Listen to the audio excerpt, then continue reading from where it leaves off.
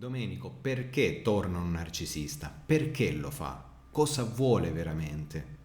Te lo spiego all'interno di questo video, che è il terzo della serie di 4 video sul tema narcisisti che troverai sul mio canale ogni mercoledì alle 14. Detto ciò, partiamo subito dopo la sigla.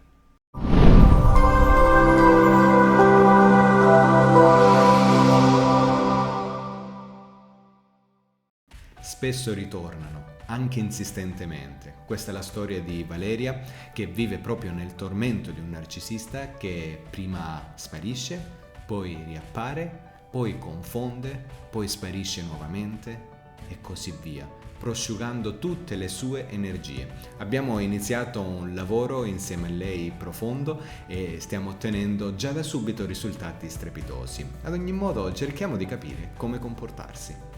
In genere a questo punto del video faccio una domanda profonda all'utente che sta seguendo il video. Oggi la mia domanda è: ti ha cercato? È riapparso? Hai vissuto questa situazione?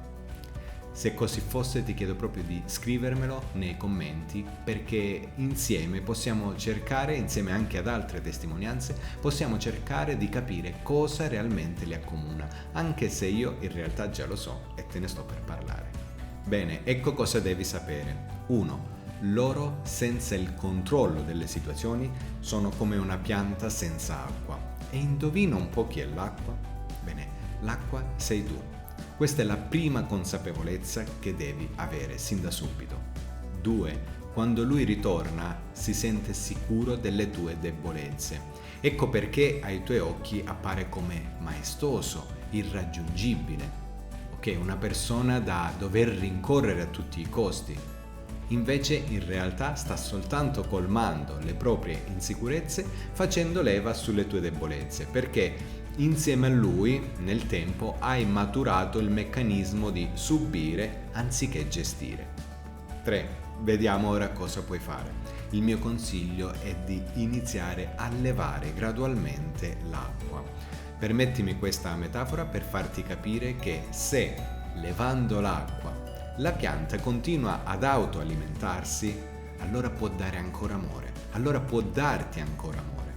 Se invece la pianta muore, vuol dire che anche la relazione è destinata a farlo.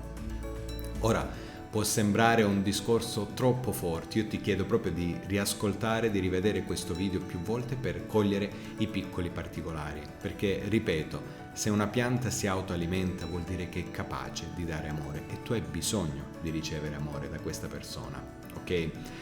Ora cerchiamo di capire come è andata a finire la storia di Valeria. Prima di andare avanti, forse può esserti utile sapere che la scorsa settimana è uscito sul mio canale proprio il video in cui ti spiego in maniera approfondita questo passaggio e magari può esserti utile guardare anche quel video. Lo trovi qui sopra. Bene, Valeria ha iniziato gradualmente a togliere acqua, ha destabilizzato questa persona che a un certo punto, presa dal panico, ha iniziato a promettere mari e monti. Attenzione a non cadere in questa parte, perché le false promesse, perché di quello si tratta, in questo caso possono atterrarti nuovamente e quindi non è di questo che hai bisogno proprio di continuare verso questa linea e soprattutto per ottenere i risultati che desideri. Ad ogni modo io ne parlo in un corso specifico che trovi sempre qui sopra, proprio dedicato ai narcisisti, che ho registrato appunto di recente. Ad ogni modo spero che questo video ti sia piaciuto, ti sia stato utile e di valore. Se è così ti chiedo semplicemente di lasciare un like o magari pormi la tua domanda qui nei commenti, e se non l'hai fatto iscriviti al canale. Ci ritroviamo la prossima settimana, ciao!